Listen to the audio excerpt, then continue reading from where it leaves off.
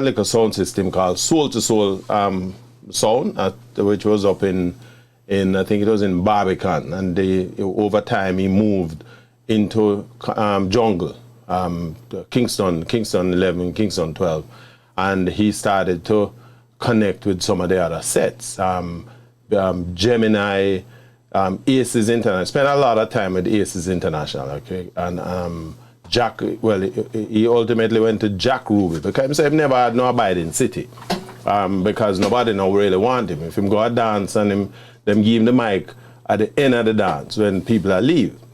Yeah. So one night him at a Gemini dance. That time Gemini had them thing on Half-a-Tree Road. I think it's Cargill Avenue or whatever it is, off Half-a-Tree. Yeah, between Beachwood Avenue, near Beachwood Avenue. Right. And him say, while him at the dance now, he come out. Him say, he come out coming at the dance, and he come out, I think it was Lone Ranger of the microphone, and he come out say, give me the microphone, boy, and get a youth here. And of course, them a back off a Yellowman, because Yellowman are doing this, and them want to do this, whatever, them have to catch them. And him say, you know, him say, what happens is that he come out, not a DJ, he come out a singer, but he come out is a man from jungle.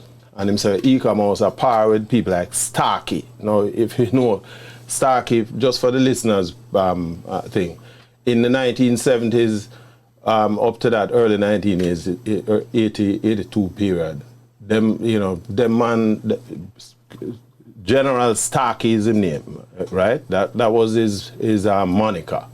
And they were part of the big Badman set. So him say once he come out, take with the microphone, of course, Starkey, hear him start to DJ, because he come out, give him the microphone, and him start to run some DJ. And, you know, the man, them are Ray and Starkey get up and tell all I DJ them, so go on the yard. I don't know, if you don't want to stay, you can listen, but that man we want to hear, because fresh voice. And the man have lyrics for kill. I mean, like what I hear. So here what? No more DJ now DJ tonight.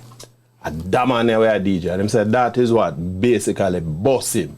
And you know, from there on in the sound system them now, every time him name come up, them want to hear him. Now we are talking about the 1970s, late, you know, the 79, early 78, 79, him not reach that yet. And him said what happened is he eventually entered the Tasty Talent Contest. Now there's an argument out there that he won the Tasty Talent Contest. He never won. He finished behind Nadine Sutherland, 1979. But he was very popular. You know, it was kind of an aberration, because the audience and Tasty Talent Contest right per Half-a-Tree Road, just, you know, the heart of Crossroads. In those days, them block off the road. Half-a-Tree Road is blocked. You have to go down Retirement Road and come back convoluted yes. to continue your journey for Half-a-Tree. And he said that particular concert, the place dark with people, and he didn't win.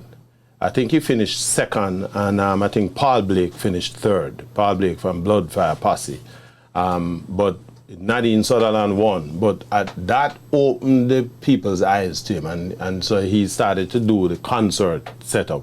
And people will tell you, if you hear about the Yellowman in that time, when you go to a Yellowman concert, he tear down the place, and quietly he started to build his reputation. So once people see him name on a bill, they start to look beyond. Outlandish lyrics, yes. slackness. A little slackness. Using the microphone. Yeah, as an extension of his, you know, whatever.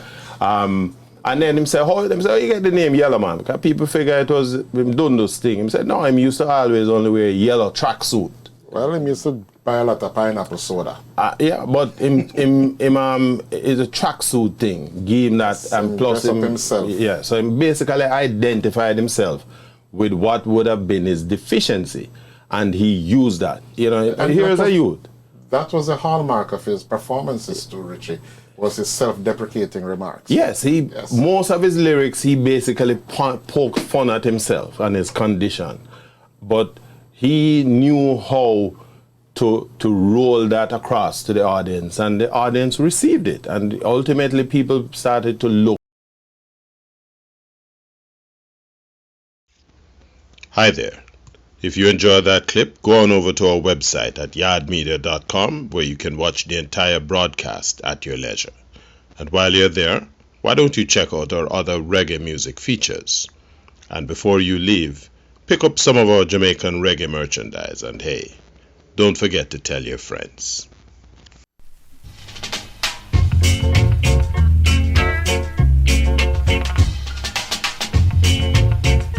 My name is Garth, otherwise known as Big G. My name is Richie Blackford.